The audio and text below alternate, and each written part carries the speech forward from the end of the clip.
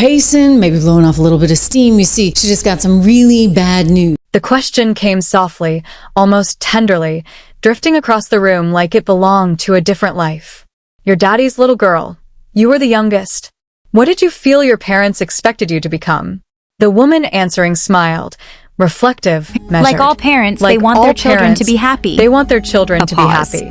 A pause. Are you happy? Are you happy? Another pause. Another pause. Longer this time. Her attorneys have just sent a letter to the House Oversight Chair, James Comer, saying initially they were just going to invoke her Fifth Amendment rights, but they say now that they are willing to cooperate if, and this is a huge if, some big demands are met. I am happy in the sense that I have many things to be grateful for, she said carefully. But I have a wish for myself just to be able to achieve something. Those words spoken years ago in a quiet interview few people paid attention to at the time now echo with an entirely different weight because the story you're about to hear is not gentle in any way. It doesn't unfold with comfort or certainty or neat conclusions. It unfolds the way uncomfortable truths always do, slowly, unevenly, and only after silence stops being useful. For years, the world believed the story was finished. The trials were done. The names were known. The headlines moved on. Jeffrey Epstein was dead. Ghislaine Maxwell was convicted. The public assumed the door had closed. I mean, it's just amazing to me. And this is why this stuff has to be passed line by line by line. It is riven with clues about the Epstein case. But silence doesn't always mean the truth is gone. Sometimes it only means the truth is waiting. According to source claims within this narrative from inside a prison cell, where leverage no longer exists, Ghislaine Maxwell has begun to speak.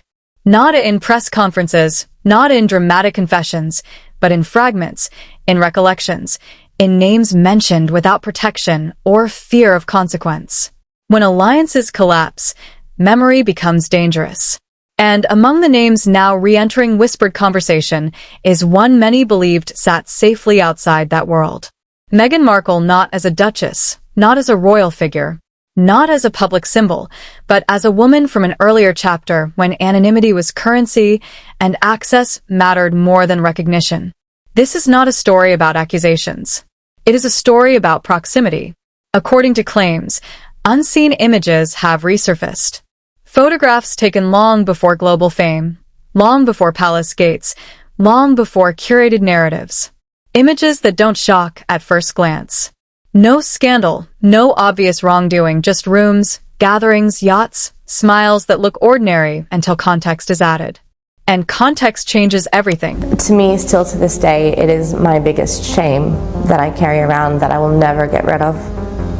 And I'm really, really sad that I brought other girls my age. For years, these images were believed to have vanished, scrubbed from archives, locked behind licensing restrictions, detached from names. Their disappearance was subtle enough to go unnoticed by the public, but not by those who understand how records behave. Photographs don't simply disappear unless someone somewhere decides they must. Institutions do not erase without risk assessment. According to sources, these images became inconvenient because they placed people together. People whose later lives were meant to remain unconnected. They anchored timelines. They removed plausible deniability. And once images exist, they invite memory. Memory invites witnesses, and witnesses invite questions. This is where the silence began to fracture. The resurfaced photographs allegedly place Meghan Markle within elite social environments later associated with Jeffrey Epstein's broader network. Not one location, not one event, but a pattern of proximity across multiple cities and time frames. New York, the Mediterranean, private gatherings where phones were discouraged and press was non-existent. Tightly focused on her and the sexual crimes. It was deeply frustrating to sit there and sort of see names of famous, wealthy people. Yes, they were on planes, they knew Jeffrey Epstein, but you kept wondering, well... What makes this unsettling in the narrative is not what the images show, but what they confirm. Presence. Presence does not equal guilt, but it does equal opportunity. And opportunity is the foundation of every serious inquiry. To understand how this could happen, you have to understand obscurity. Before Meghan Markle became a global figure, she was something far more valuable in elite spaces. Unremarkable unknown. According to accounts, during this period, she moved through high-level social environments precisely because no one was paying attention. She wasn't famous enough to be photographed, aggressively, powerful enough to be questioned, or important enough to track. In rooms like those, anonymity is camouflage. Invitations didn't come with scrutiny. Attendance didn't require explanation. Travel didn't raise eyebrows. Unknown faces filled seats, added glamour, and disappeared again, without consequence. According to this narrative, it was during these years that her presence blended seamlessly into a world built on discretion. Only later did those years become dangerous. Because once status arrives, obscurity turns into liability. Every unexamined moment becomes a question mark. Every undocumented trip becomes a line someone eventually wants to trace. According to source claims, one of the most consistent corridors into these elite spaces was Soho House, a private members club designed to look artistic, informal, and harmless while quietly connecting powerful individuals behind closed doors. In 2015, Meghan Markle was allegedly flown to Istanbul for a Soho House opening. At the time, she was not a headliner. She was described as atmosphere, someone present to populate rooms, attend dinners, and maintain social energy. But these openings were not casual events. They attracted financiers, royalty-adjacent figures, media power brokers, and individuals who prized discretion above publicity. Invitations functioned as currency. Presence implied access. What later raised questions was the scale of travel involved. International flights, premium accommodations, repeated appearances, levels of mobility that appeared inconsistent with her professional earnings at the time. According to narrative claims, even peers quietly wonder how it was funded. No answers were required then, because in that corridor, no one asks how you arrived, only whether you belong. To understand the concerns surrounding the resurfaced images, it's necessary to understand what sources describe as the Epstein environment. This was not a single island or residence. It was a network, a social ecosystem where introductions were informal. Accountability was absent, and silence was expected. Meghan Markle was allegedly present in New York during periods when Prince Andrew was also in the city. Times when Epstein's social calendar was active and tightly curated. The significance is not a single overlap. It is repetition. One coincidence fades easily. Multiple overlaps form a pattern. Is now talking to the DOJ. It's actually kind of annoying. She spoke with the DOJ. According to claims, these environments were governed not by sign-in sheets or guest lists, but by trust and discretion. Phones were discouraged, records were minimal, and what happened inside remained inside. This is why proximity matters in stories like this. Not because it accuses, but because it establishes who could see, hear, and understand what others later claimed to have endured. As the narrative widens, patterns begin to emerge. Analysts point to similar trajectories involving other women across Europe. Early modeling or party circuits, proximity to elite figures, followed by marriages into royalty or high-status institutions. Once elevated, those early years faded quietly from public conversation, not erased, just absorbed. In this framework, Epstein is not portrayed as chaotic. He is portrayed as strategic, placing people into environments where upward mobility was possible and where institutions later had incentive to protect what they absorbed. And once that pattern becomes visible, it becomes impossible to unsee. By the time the timeline reaches 2016, tension sharpens. According to claims, February of that year appears in two narratives that were never meant to intersect. One public story of meeting Prince Harry. One private alleged yacht weeks. Invitation-only excursions designed for privacy and selective access. These were not leisure cruises. They were floating social spaces. No press, no records, no phones. The significance is not accusation. It is overlap. When origin stories share the same window, questions arise naturally, not because anyone demands answers, but because timelines do not bend easily once established. And in stories involving power, timing is often the loudest detail of all. This is only the beginning, because once silence breaks, it rarely stops at one name. Once timing enters the conversation, the ground shifts because timing doesn't accuse, it contextualizes. And context is what the silence was protecting. According to source claims, the moment Meghan Markle's name surfaced in legal back channels was not dramatic. There was no announcement, no leak splashed across the front pages.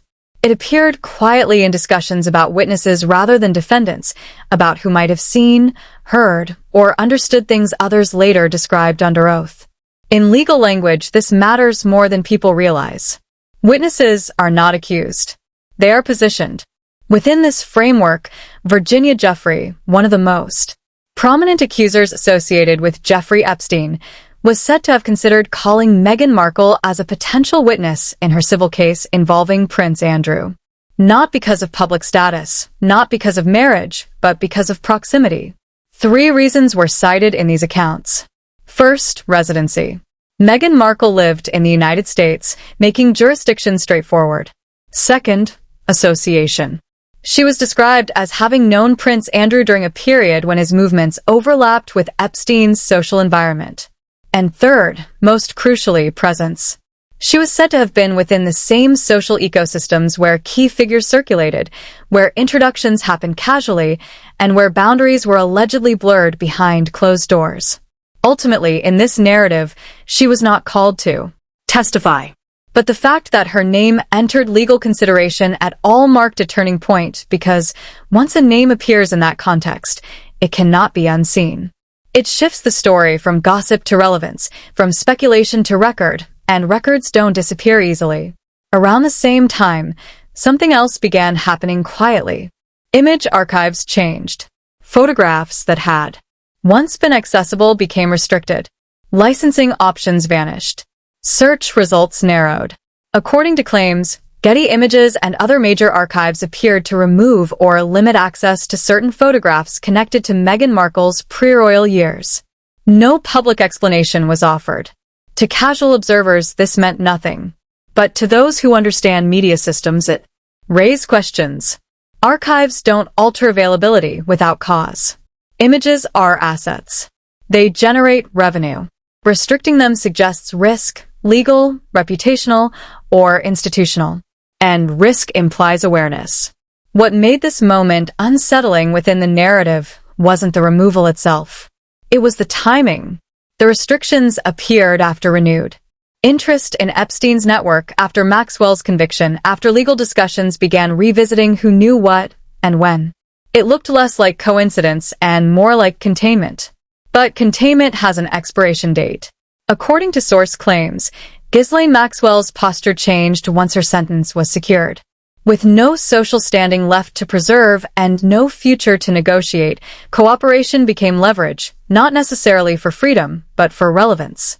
From inside a prison system where hierarchy still exists, information becomes currency and names become bargaining chips.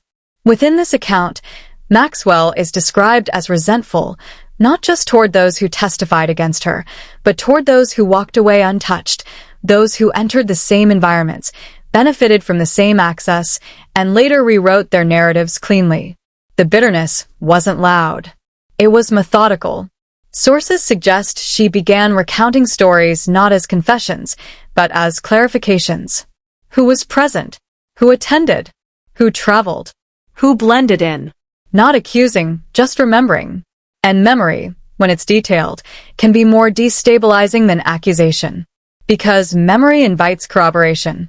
As these recollections circulated quietly, attention returned to the resurfaced photographs. Analysts began re-examining them with fresh eyes. The lighting, the settings, the people in the background.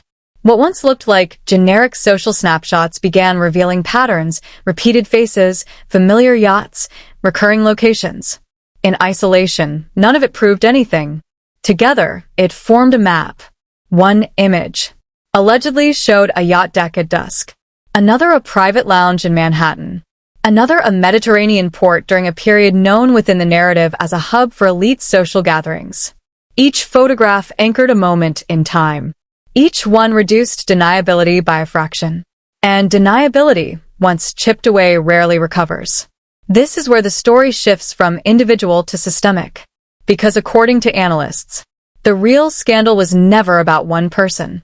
It was about how institutions absorb inconvenient pasts once status is achieved. How titles, marriages, and public roles act like erasers.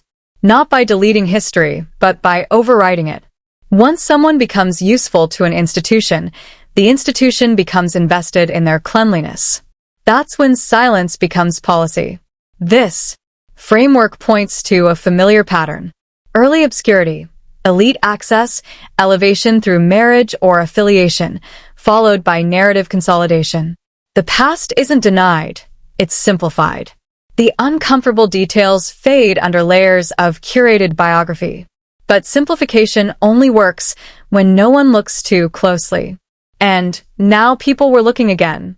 Online researchers, tireless, obsessive, and deeply skeptical, began reconstructing timelines, flight paths, event calendars, social overlaps. They weren't trying to prove guilt. They were trying to understand how certain stories could coexist without colliding. Why some years appeared unusually empty in official biographies. Why certain friendships were never mentioned again. Why entire social circuits vanished from public memory once a royal engagement occurred. The answers pointed back to the same conclusion. Obscurity had been a protection until it wasn't. At the center of this renewed scrutiny was the question no one could answer cleanly. What did she know, and when did she know it? Because knowledge doesn't require participation. It only requires presence. And presence had now been established, at least within the confines of the story. As pressure built quietly, public responses remained polished. Carefully worded statements emphasized timelines beginning at royal introduction, careers defined by advocacy, lives framed by service and resilience. The past was acknowledged only in broad, harmless strokes. No mention of yachts, no mention of New York overlaps, no mention of erased photographs. Silence once again did the work, but silence has limits. According to source claims, what ultimately destabilized control wasn't Maxwell speaking. It wasn't photographs resurfacing. It was something far less dramatic and far more dangerous to curated narratives. Pattern recognition. Once people saw the structure, the corridors of access, the function of anonymity, the role of elite social hubs, the story stopped being about one duchess or one disgraced financier. It became about how power moves people quietly, then pretends it didn't. And when stories reach that point, they no longer need proof to feel true. They feel coherent. This is why the resurfacing of images mattered, not because they were accused, but because they placed. And placement once established cannot be undone by statements or silence. It becomes part of the record, waiting for the moment someone decides to ask the next question. Because the most dangerous question is never, what did you do? It's who was there? And in this narrative, that question is no longer hypothetical. It's documented. And once documentation exists, the story is no longer editable, only expandable. The silence that once protected the past has begun to fracture. And what comes next will not be loud. It will be methodical,